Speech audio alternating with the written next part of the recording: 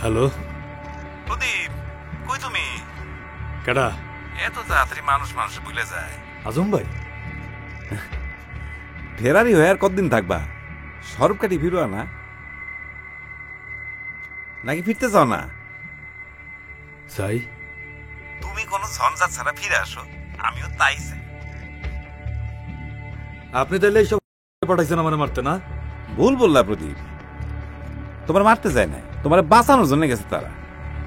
শোনো, তুমি একটা ছোট্ট কাজ কইরা দ্রুত সরব কাটি ফিরে আসো। কি কাম শুনি?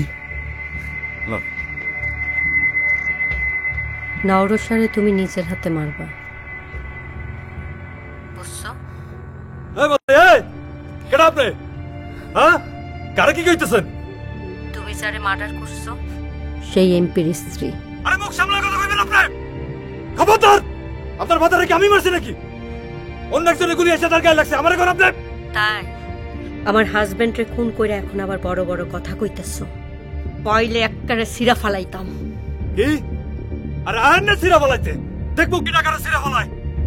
শোনেন, নওরসা আমার বাপের মতো, সে যা করছে আমার লেগা আমি জীবনেও এই কাম করতে পারবো না, মরে গেল না। বউরে নিয়ে কুত্তার মতো এক জায়গা থেকে অন্য জায়গায় যাইতেছো। নওরসা তোমার জন্য কি করছে? হ্যাঁ, তোমারে বাঁচাইতে পারতেছে না কে? কারণ সে চায় তোমারে ছাইড়া ফেলতে, বুঝছো? আপনি কি ভাবছেন আপনার এই সমস্ত কথা আমি বিশ্বাস করতেছি? হ্যাঁ, নওরসা বুঝতে পারছে সে তোমারে আর বাঁচাইতে পারবে না, আর এটাও বুঝছে যে তুমি মরলে তার লাভ বেশি। আমি বলল তার লাভ, আমার বুঝান আপনি? হ্যাঁ, আমি বললাম আমার বাপের লাভ হয় কেমনে? আমার কি বুঝেন আপনি? হয় না, তাহলে তার উপর কেউ দোষ দিবে না। শোনেন, বুঝান না মানে, আমি কিন্তু না, বুঝছেন? এই, তুমি অনেক বেশি কথা কইতেছো। তুমি জানো তোমার স্বাধীনতা যে আমার হাতে? শোনো, নওরসারে মায়েরা তোমার বউরে নিয়া নির্ভয়ে তুমি স্বরূপ কাঠি ফিরবা। তুমি স্বাধীন। তোমার বউ না প্রেগন্যান্ট, তার কোনো ক্ষতি করো না।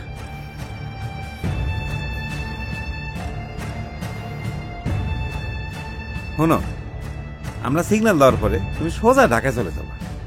সেখানে হাসপাতালে এসি রুমের মধ্যে আমরা আরাম করে কাছে সারব।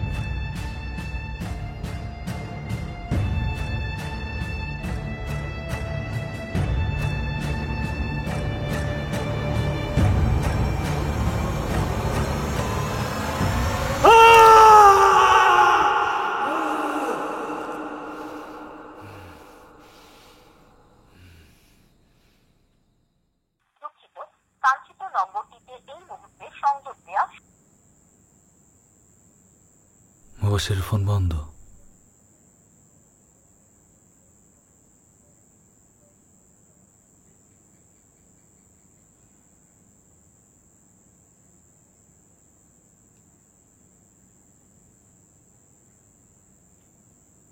চল আমরা স্বরূপ কাটে ফিরে যাই, তাহলে পলায় থা লাগলো না।